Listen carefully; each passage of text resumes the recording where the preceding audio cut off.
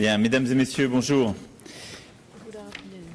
Je tenais avant tout à remercier le président Trump pour sa visite à Paris cet après-midi et demain matin, ainsi que sa délégation.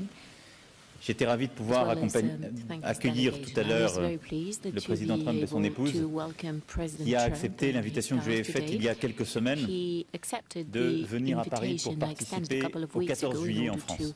Je pense que c'est à la fois symbolique et important que le président des États-Unis d'Amérique puisse en effet être présent demain lors de notre fête nationale et puisse assister à un défilé qui associera les troupes américaines, puisque ce défilé permettra de fêter non seulement notre fête nationale, mais également le centenaire de l'intervention des troupes américaines aux côtés de la France. Je crois que nous sommes l'un et l'autre conscients que quel que soit nos fonctions, nous participons à des histoires qui nous dépassent. Nous vivons dans des pays dont les ancrages sont plus forts et plus profonds que ce que nous sommes. Et c'est ce dont vient témoigner ce centenaire. Et donc la présence du président Trump était, à mes yeux, non seulement naturelle, mais je pense que c'est une très bonne chose pour l'histoire de nos deux pays. Nous avons, en début d'après-midi, avec nos épouses d'abord, partager une partie de l'histoire de France et de l'histoire franco-américaine aux Invalides et au Musée des Invalides. Nous avons eu une séance de travail détaillée et dont je dois dire que je me réjouis très sincèrement. Nous avons pu évoquer plusieurs sujets d'intérêt communs qui ont permis de mettre en lumière des convergences de vues, d'objectifs et surtout un agenda de travail commun pour les prochains mois. Sur les sujets commerciaux, nous sommes convenus ensemble de tout faire pour qu'il y ait un commerce libre et équitable qui puisse se mettre en place. Et en la matière, c'est ce dont le G20 à Hambourg a exprimé en quelque sorte la sensibilité.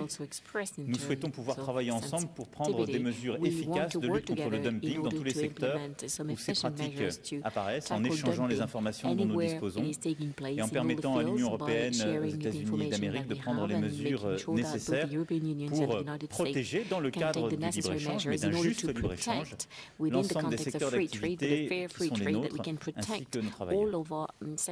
Nous avons ensuite une longue discussion qui nous a permis de couvrir l'ensemble des sujets communs relatifs à la politique internationale et aux défis de la sécurité de nos populations. Je crois pouvoir dire qu'en matière de lutte contre le terrorisme, et cela depuis le premier jour, nos vues sont parfaitement alignées avec une détermination entière à prendre toutes les dispositions pour éradiquer les terroristes et limiter partout où nous le pouvons la propagande de ces derniers. Sur Internet, nous sommes convenus de renforcer notre action et notre coopération en matière de lutte contre la propagande, d'obligations portées à l'égard de tous les opérateurs pour limiter cette propagande sur Internet et également d'actions conjointes en termes de cybercriminalité. Ces sujets sont à mes yeux absolument fondamentaux. Je souhaite que la coopération entre nos deux pays soit renforcée et c'est avec beaucoup de satisfaction que j'ai entendu une sensibilité commune chez le président Trump et donc nos services vont travailler ensemble dans les prochaines semaines et les prochains mois pour avoir un plan d'action robuste sur ce sujet. Sur la situation irako-syrienne, nous sommes convenus là aussi de poursuivre le travail en commun, en particulier pour pouvoir mener ensemble des initiatives diplomatiques qui permettront de construire la feuille de route de l'après-guerre. Une réflexion est en cours sur notre place à la fin des conflits. Mais d'ores et déjà, le souhait que nous avons, c'est de pouvoir initier un groupe de contact pour intervenir de manière beaucoup plus efficace, en soutien de ce qui est fait par les Nations Unies, pour pouvoir construire la feuille de route politique de l'après-guerre, en particulier en Syrie, où il est indispensable que nous puissions construire les solutions politiques inclusives de l'après-conflit. Nous savons où sont les facteurs de déstabilisation, et cette feuille de route d'après-conflit les prendra en compte, et nous avons ainsi demandé à nos diplomates et nos équipes de pouvoir travailler en ce sens pour que dans les prochaines semaines, une initiative concrète puisse être prise et portée par le P5. C'est la même volonté que nous partageons en Libye, où, pour ma part, je l'ai partagée avec le président Trump. Je souhaite pouvoir mener plusieurs initiatives diplomatiques fortes, compte tenu de la situation que nous connaissons et qui impose une plus grande stabilité et un plus grand contrôle de la région. Qu'il s'agisse de la Libye ou du Sahel, je crois pouvoir dire que nous avons une vision conjointe, extrêmement cohérente de la situation et une volonté, là aussi, d'agir de manière très claire pour lutter contre toutes les formes de déstabilisation et le terrorisme. Enfin, sur le climat, nous connaissons nos désaccords. Nous les avons exprimés et partagés à plusieurs reprises. Et je pense que c'est important de pouvoir continuer à voir comment avancer sur ce sujet. Je respecte la décision du président Trump. Il va ainsi mener les réflexions et le travail qui convient et qui correspondent à ses engagements de campagne. Pour ma part, comme je l'ai dit, je reste attaché à l'accord de Paris et à la volonté qui est la mienne de poursuivre le cadre de cet accord et de pouvoir justement procéder étape par étape à ce qui est prévu par l'accord. Voilà, mesdames et messieurs, l'essentiel des discussions que nous avons eues, au-delà d'échanges amicaux que nous poursuivront dans la soirée. Je dois dire que sur ces grands sujets que sont le commerce, la sécurité de nos pays, la lutte contre le terrorisme, la stabilité au Proche et Moyen-Orient, en Libye ou au Sahel, nous avons une détermination commune. Les États-Unis d'Amérique sont fortement engagés, en particulier dans la guerre d'Irak, et je remercie le président Trump pour tout ce qui a été fait dans ce contexte-là par les troupes américaines. Mais je veux qu'il sache la détermination complète qui est la mienne d'œuvrer avec lui sur ce sujet avec une détermination entière. Je souhaite vraiment que nos deux pays puissent, sur ces sujets, dans les prochains mois, accroître encore leur coopération, parce que la menace à laquelle nous sommes confrontés est une menace mondiale, avec des ennemis qui cherchent par tous les moyens à nous déstabiliser et qui imposent partage de vues qui sont, je crois, au cœur du sens même de l'alliance historique qui existe entre nos deux pays et qui justifie pleinement la présence du président Trump aujourd'hui et demain à Paris. Merci encore, cher Donald. Well, thank you very much, President Macron. And Melania and I are thrilled to join you and Mrs. Macron. This is a wonderful national celebration, and we look very much forward to it. It'll be spectacular. Tomorrow, Bastille Day. We're honored to be here in your beautiful country, and it certainly is a beautiful country, with its proud history and its magnificent people, and thank you for the tour of some of the most incredible buildings anywhere in the world. That was very, very, a very beautiful thing to see. Thank you. When the French people rose up and stormed the Bastille, it changed the course of human history. Our two nations are forever joined together by the spirit of revolution and the fight for freedom. France is America's first and oldest ally. A lot of people don't know that. Ever since General Lafayette joined the American fight for independence, our fates and fortunes have been tied unequivocally together. It was a long time ago, but we are together.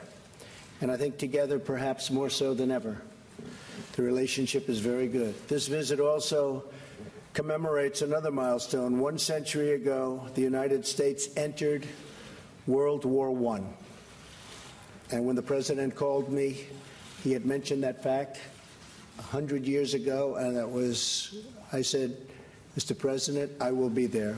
That's a big, important date, 100 years. We remember the tens of thousands of Americans who gave their lives in that valiant and very difficult struggle. We also pay tribute to the heroic deeds of the French troops whose courage at the Battle of Marne and countless other battles will never be forgotten by us. More than 1 million French soldiers laid down their lives in defense of liberty. Their sacrifice is an eternal tribute to France and to freedom. French and American patriots have fought together, bled together, and died together in the fight for our countries and our civilizations. Today we face new threats from rogue regimes like North Korea, Iran, and Syria, and the governments that finance and support them. We also face grave threats from terrorist organizations that wage war on innocent lives. Tomorrow will mark 1 year since a joyous Bastille Day celebration in Nice turned into a massacre. We all remember that, how horrible that was. We mourn the 86 lives that were stolen, and we pray for their loved ones. We also renew our resolve to stand united against these enemies of humanity and to strip them of their territory, their funding, their networks, and ideological support. Today, President Macron and myself discussed how we can strengthen our vital security partnerships. We just had a meeting with our generals and our representatives, and it went very well. France has excellent counterterrorism capabilities. The French troops are serving bravely in places like Mali to defeat these forces of murder and destruction. The United States and our allies strengthen our commitments to defeat terrorism. We're also making tremendous progress. Earlier this week, with the strong support of the United States and the global coalition, Iraq forces liberated the city of Mosul from ISIS control. Now we must work with the government of Iraq and our partners and allies in the region to consolidate the gains and ensure that the victory stays a victory, unlike the last time. Last week, the G20 leaders also reaffirmed the right to sovereign nations to control their borders. We must be strong from within to defend ourselves from threats from the outside. The nations of the West also face domestic challenges of our own creation, including vast government bureaucracy that saps the strength from our economies and from our societies. For this reason, I applaud President Macron on his courageous call for that less bureaucracy. It's a good chant, less bureaucracy. We can use it too. And a Europe that protects its citizens. We did not become great through regulation. And in the United States, Mr. President, we also have cut regulations at a level that we've never seen before. So we're very proud of that over the last 6 months. But by allowing our people to follow their dreams, that's what it's all about. To achieve these dreams, however, we must also confront unfair trade practices that hurt our workers and pursue trade deals that are reciprocal and fair. Both President Macron and I understand our responsibility to prioritize the interests of our countries and, at the same time, to be respectful of the world in which we live. We live in a very complex world. We have to respect it. The United States remains committed to being a leader in environmental protection while we advance energy security and economic growth. The friendship between our two nations and ourselves, I might add, is unbreakable. Our occasional disagreements are nothing compared to the immortal bonds of culture, destiny, and liberty that unite us, so strongly unite us also. As long as we have pride in who we are, where we've come from, how we got here, and what we've achieved as free and democratic nations, then there is nothing we cannot accomplish together. France helped us secure our independence. A lot of people forget. In the American Revolution, thousands of French soldiers fought alongside American troops so that, as Lafayette said, liberty would have a country. Ever since then, courageous heroes from both nations have fought for the same noble values and the same righteous cause. Tomorrow, the French tricolor will once again wave proudly alongside the American stars and stripes. Our brave soldiers will march side by side, and we will all be inspired to protect and cherish the birthright of freedom that our ancestors won for us with their sweat and with their blood. President Macron, thank you for inviting Melania and myself to this historic celebration. And to you and your spectacular country, may God bless France, and may God bless America. Thank you very much. Thank you. Thank you, Mr. President. Thank you. Très bien. Nous allons prendre, je crois, 4 questions. Very well. I think we will be taking 4 questions. Et ni le président Trump ni moi-même n'avons un micro. Neither President Trump nor myself have a microphone. Alors. He's getting first question, President. Voilà. Allez-y. Messieurs les présidents, bonjour. Alison Tassin, LCI. D'abord, une question from LCI. Sure. The question, first of all, President Macron, regarding what you said on the occasion of the press conference together with Chancellor Merkel. Do you still hope that President Trump, or did you still hope that President Trump could change his mind regarding the Paris Accord? And now, President Trump, is it possible for you to come back to the Paris Accord and change your mind? Next, regarding your relation, how would you describe it today? What about the dinner tonight? Is it going to be a dinner between friends? Nous l'avons l'un et l'autre évoqué. Well, regarding nous avons climate, des désaccords qui sont aussi liés aux engagements de campagne. Well, we have a number of disagreements which are in particular due to the commitments taken by President Trump vis-à-vis his during the presidential campaign. So did I. Nous avons partagé ce désaccord. I'm aware of how important that is, but we therefore talked about our disagreement, and we actually discussed the matter even before President Trump reached the decision. Next, should that have an impact on the discussions we are having on all other topics? No, absolutely not. This is the reason why we share the same views and some major common goals on many other topics or all other topics, which we've been discussing today, and we shall move forward together. Next, well, of course, President Trump will tell you about it, but he's made a number of commitments, and we're going to be working together, and my willingness is to continue to work with the United States and President on this very major topic. I understand that it's important to save jobs. That being said, we shall leave the United States of America work on what is there. It's a roadmap and continue to talk about it. So today there's nothing new and unprecedented, otherwise we would have told you about it. But I believe there is a joint willingness to continue to talk about this and try and find the best possible agreement. As far as I'm concerned, I remain extremely attached to the framework of the Paris Accord, which has been a major international breakthrough, and it is within that framework that I'm working on our priorities included for the European Union.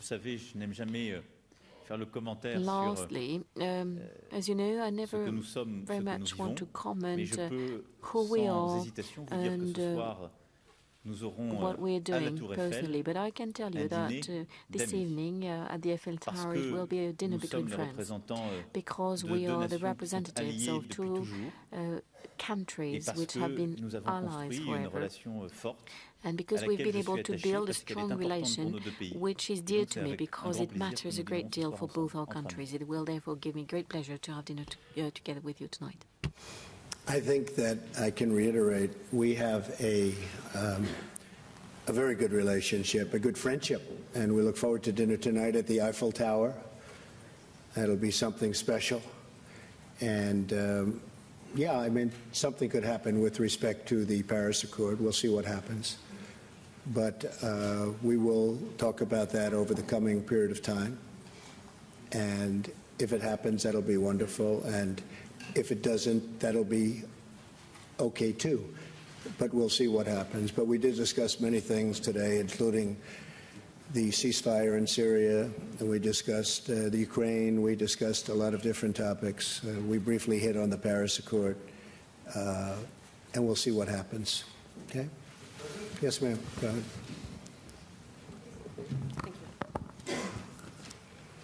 Merci, Mr. President. Mr. President, your FBI nominee said if someone in a campaign got an email about Russia like the one that your son Don Jr. received, that they should alert the FBI rather than accept that meeting. Is he wrong? Also, were you misled by your team in not knowing about this meeting? And Mr. President, thank you very much. You have heard President Trump say that it may have been Russia, it may have been others who interfered with the U.S. election.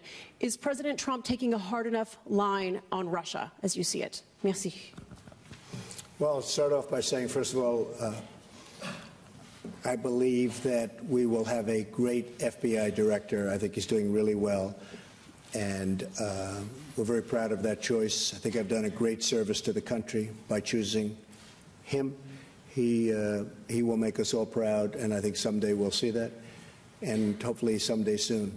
So we're very proud of him. As far as my son is concerned, my son is a wonderful young man. He took a meeting with a Russian lawyer, not a government lawyer, but a Russian lawyer. It was a short meeting. It was a meeting that went very, very quickly, very fast. Two other people in the room, I guess one of them left almost immediately, and the other one was not really focused on the meeting. I do think this. I think from a practical standpoint, most people would have taken that meeting. It's called opposition research, or even research into your opponent. I've had many people, I have only been in politics for 2 years, but I've had many people call up, oh, gee, we have information on this factor or this person or, frankly, Hillary. That's very standard in politics. Politics is not the nicest business in the world, but it's very standard where they have information and you take the information. In the case of Don, he listened. I guess they talked about, as I see it, they talked about adoption and some things. Adoption wasn't even a part of the campaign. But nothing happened from the meeting. Zero happened from the meeting. And honestly, I think the press made a very big deal over something that really a lot of people would do. Now, the lawyer that went to the meeting, I see that she was in the halls of Congress also. Somebody said that her visa or her passport to come into the country was approved by Attorney General Lynch. Now, maybe that's wrong. I just heard that a little while ago, but it's a little surprised to hear that. So she was here because of Lynch. So, again, I have a son who's a great young man. He's a fine person. He took a meeting with a lawyer from Russia. It lasted for a very short period, and nothing came of the meeting. And I think it's a meeting that most people in politics probably would have taken. Mr. President? Yes, to answer your question, I will not interfere. Pour répondre à votre question, je ne vais pas me mêler à la politique interne des États-Unis et je pense que c'est un bon principe que de ne pas interférer dans la vie nationale des autres. And I do believe that both of us have direct relationship with Russia. President Trump had more than 2 hours meeting with President Putin during the past G20, the last G20, and myself, I had 2 very long meetings with President Putin, the very first one in Versailles and the second one during the G20, and this relationship is very important. We have a lot of disagreements. We have a lot of discrepancies, obviously, with Russia. But in the current environment, especially in the Middle East, it's a necessity to work together, to exchange information, to share disagreements, and to try to build solutions. So that's my relationship with Russia. And we don't have, obviously, the same relationship as the one with the US, but that's a long-standing relationship with Russia as well. And I think it's important that both of us have direct discussion and contact with President Putin. One of the great things that came out of that meeting, by the way, even though it's not part of the question, was the fact that we got a ceasefire that now has lasted for, I guess, Mr. President, almost 5 days. And while 5 days doesn't sound like a long period of time, in terms of a ceasefire in Syria, that's a very long period of time. And that was a result of having communication with a country. So during that 5-day period, a lot of lives have been saved. A lot of people were not killed. No shots have been fired. in a very, very dangerous part of the world, and this is one of the most dangerous parts of Syria itself. So by having some communication and dialogue, we were able to have a ceasefire, and it's going to go on for a while. And frankly, we're working on a second ceasefire in a very rough part of Syria. And if we get that and a few more, all of a sudden you're going to have no bullets being fired in Syria, and that would be a wonderful thing. Mr. President, you have a question? Troisième question. Oui, bonsoir, Monsieur le Président. Mathieu Coach, BFM TV. D'abord une question pour Monsieur Macron. BFM TV, a question to President Macron. You went to Lausanne in order to support Paris' bid for the Olympic Games, and on this occasion you somehow criticized President Trump's policy without naming him. You said that France made a very clear choice to leave its border open and not to build walls to protect its people. Do you condemn the Muslim ban and the building of a wall between the United States and Mexico? Regarding Syria, as it was just mentioned by President Trump, is France not ready to talk directly with Bashar al-Assad in the negotiation that you mentioned? A few months ago, you've mentioned a friend, Jim. We told you that Paris is no longer Paris. You were implying at the time that Paris was not safe anymore. You've also said that France and Germany are infected by terrorism, and quote, it's their fault because they let people enter their territory. Those are very strong words. Would you repeat them today? And do you still believe that France is not able to fight terrorism on its own territory? Thank you. You better let me answer that one first. That's a beauty. He's the one that asked the question. That wasn't even one of my picks. You know what? It's going to be just fine because you have a great president. You have somebody that's going to run this country right. And I would be willing to bet, because I think this is one of the great cities, one of the most beautiful cities in the world. And you have a great leader now. You have a great president. You have a tough president. He's not going to be easy on people that are breaking the laws and people that show this tremendous violence. So I really have a feeling that you're going to have a very, very peaceful and beautiful Paris. And I'm coming back. You better do a good job, please. Otherwise, you're going to make me look very bad. And you're always welcome. Thank you. Sur la première question, j'ai répondu à ce sujet. Regarding the first question, like I said, I believe that the discussions that we've had today is the proper answer to terrorism. And the right answer is strengthen cooperation between our services. Sans merci dans tous les théâtres d'opération où les terroristes s'organisent. Never-ending fight against terrorists, no matter where they are. This is what I was referring to. This is what we are working on actively together. So, in this respect, there is no difference and no gap between the French and the American positions. When I have something to say, I say it clearly, and I do say who I'm aiming at. And when I refer to those who've been my opponents in the French political battle, I also mention the names. So let us not mix up everything. And regarding the fight against terrorism, I think that the right approach is to have a strengthened cooperation in the field of intelligence, is also to be working together on all the theaters of operation where we are, and I think that the decisions we've reached, they will enable us to do more. Next, your question regarding Bashar al-Assad, which is an important one. Let me put it simply. Indeed, we now have a new approach of Syria, because we want some results and we want to be closely working together with our partners, including the United States of America. We have one main goal, which is to eradicate terrorism, no matter who they are. We want to build an inclusive and sustainable political solution. Against that background, I do not require Assad's departure. This is no longer a prerequisite for France to que nous avons fermé notre ambassade à Damas et que nous n'avons plus de contact avec Bachar el-Assad et que nous avons posé cette condition sans aucune efficacité. Troisième point, nous avons une ligne rouge commune que nous partageons avec le président Trump. Next, we also have a common red line together with President Trump. He intervened before I was elected, aucune utilisation d'armes and I chimiques. said it to President Toute Putin utilisation after my d'armes chimiques election. fera l'objet de No use représailles whatsoever immédiates of chemical weapons. sur les Any lieux use will d'utilisation lead ou de to stockage. Quatrième reaction, règle, an attack simple. against a reaction les corridors regarding the humanitaires storage pour évacuer les spaces. populations And civiles partout.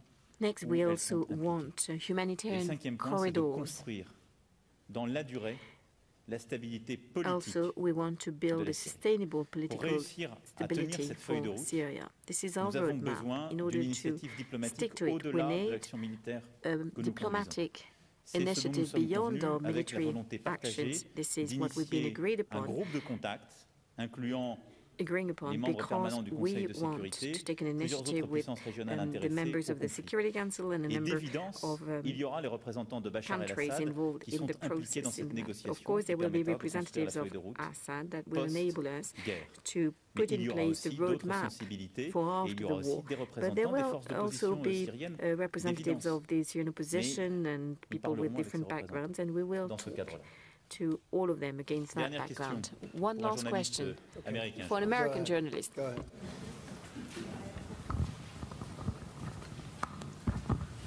Thank you, Mr. President. Thank you very much. Phoenix TV of China. Ma question est adressée à deux présidents. Monsieur le Président Macron, vous avez eu la première rencontre. For both presidents, Mr. Macron, you had your first meeting with the Chinese president during the G20 summit. What will France do? How will France cooperate with all of these areas with China? And what do you think personally of Mr. Xi Jinping? You have just met Chinese president during the G20 summit. And how do you want to continue to work with China? And what do you personally think about Mr. Xi Jinping? Thank you very much. Well, he's a friend of mine. I have great respect for him. We've gotten to know each other very well. A great leader. He's a very talented man. I think he's a very good man. He loves China, I can tell you. He loves China. He wants to do what's right for China. We've asked him for some assistance with respect to North Korea. Probably he could do a little bit more, but we'll find out. We're now working on some trade deals. He's been very nice. He's let, as you know, beef go back in, certain financing go back in, credit card financing, and various other things go back in at my request, which is a great thing for our farmers. So a lot of good things are happening, but we're going to be working on some very major trade components. But President Xi is a terrific guy. I like being with him a lot, and he's a very special person. Okay, thank you. J'ai eu le premier entretien physique après une discussion téléphonique avec le président I Xi. first talked to President Xi over the telephone, then I got to meet him in the margin of the G20 summit in Hamburg. Early next year, I will be traveling to China. We've agreed to it. So I cannot say that he's a friend of mine or that I know him very well, because I very much want to say things as they are.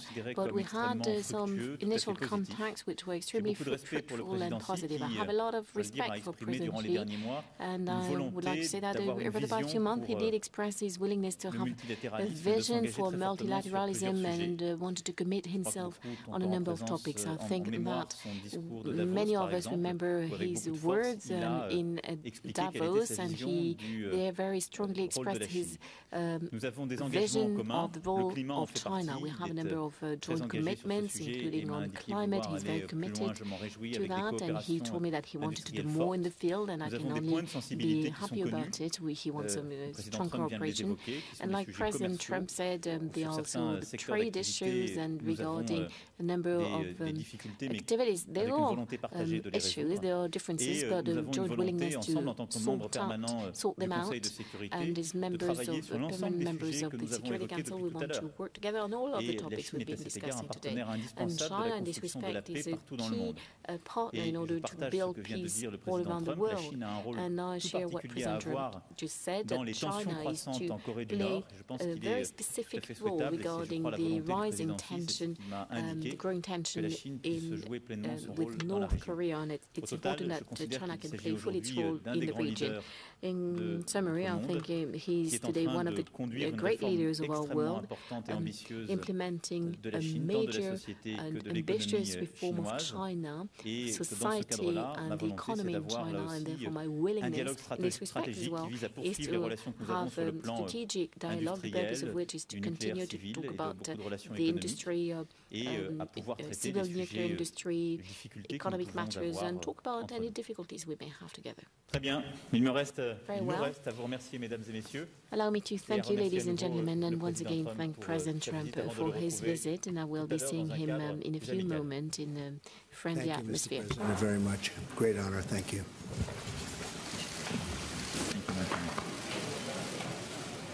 Thank you. Thank you.